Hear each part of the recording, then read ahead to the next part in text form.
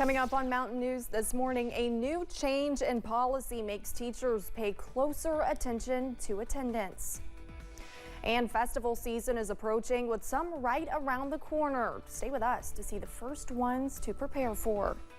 Dedicated to Eastern and Southern Kentucky, this is WYMT Mountain News this morning.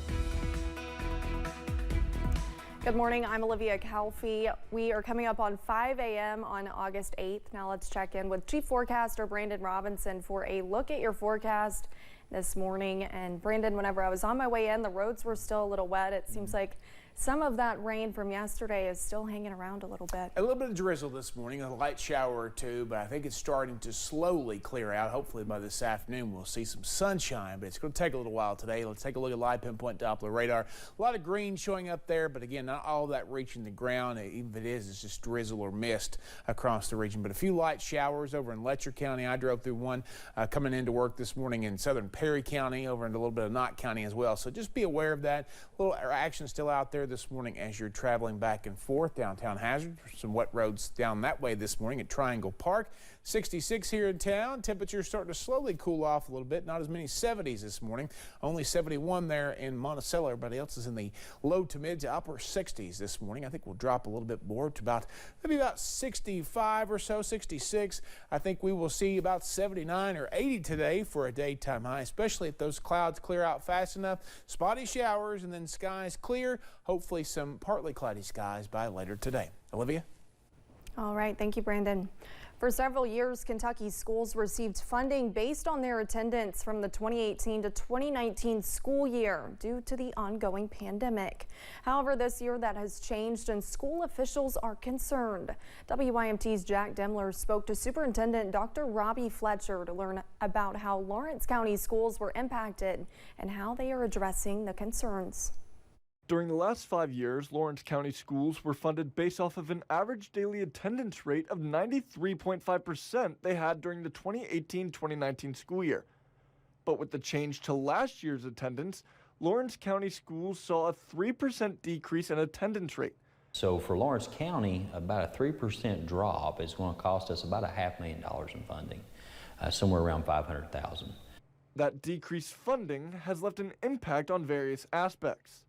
You know, school is still a business at times. Our main goal is to make sure kids are safe, and our second goal is to make sure that we educate them. And then on the third end, we have to make sure in order to make those other two happen, you have to have the proper funding.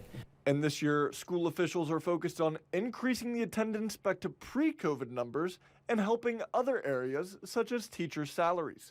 But our goal, again, is we hope to get our attendance up and then look at increasing our salaries for our staff members. Some of the way Lawrence County school officials are looking to address the attendance concerns is by continuing to incentivize attendance. We're doing attendance incentives across the district. You know, have high attendance days. Different schools will do different things. We've had businesses to donate bicycles for perfect attendance and things like that too, where we give out bicycles. Continuing to find ways to bring back pre-pandemic numbers 5 years later. In Louisa, Jack Demler, WYMT Mountain News. The Lawrence County school year begins tomorrow. As the new school year begins, there will be increased traffic throughout eastern Kentucky. Superintendent Brent Hoover with Knott County Schools hopes drivers will use more caution to be on the lookout for school buses when they are traveling during those school operating hours and while in school zones. We still have a lot of compromised road conditions in Knott County, so I would ask that motorists just be very aware for the next week or so of that big yellow school bus. Give it lots of room, and when those flashing red lights are on, please stop. Knott County Schools will be on a regular schedule starting on August 9th, and Hoover says you can check their social media sites for a video detailing safe loading and unloading procedures for parents. Kentucky's festival season is about to begin with one of the state's longest traditions. The 71st Nibrock Festival starts tomorrow in Corbin and runs through Saturday with concerts, carnival rides, and other events. Most events are in Corbin's downtown area, and in case you did not know, Nibrock is Corbin spelled backwards. We are 1 month away from a popular festival in Louisa. Septemberfest is September 8th and 9th. The festival is full of live musicians in and around the Country Music Highway and will include American Idol winner Noah Thompson. All the entertainment is free. It's a vision of a lady that loved clogging, and she wanted to have clogging and square dancing on the courthouse lawn. And she started, and she thought, well, what could we name the festival?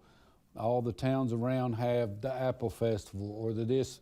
So she started calling it the Potato Festival. So for several years, it was called Potato Festival. And then it evolved into Septemberfest. The festival takes place the weekend following Labor Day. One Johnson County business is building its future based on an era long gone by.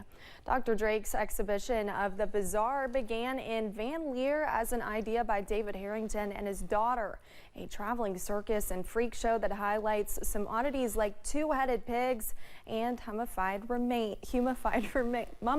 remains. That was hard. Harrington says his hope is to keep the circus life alive. And we travel around the region, setting up at festivals, fairs, conventions, private affairs, and putting on an old-fashioned Victorian Edwardian style circus sideshow. The exhibition also has a magic show component. Thanks for getting your day started with us here on Mountain News this morning. Coming up, severe weather hit most of the country during the weekend and yesterday, leaving thousands in a state of emergency. We were very fortunate here, but after an active Monday, things are looking much calmer today. I'll tell you about our next threat, though, in about 3 minutes.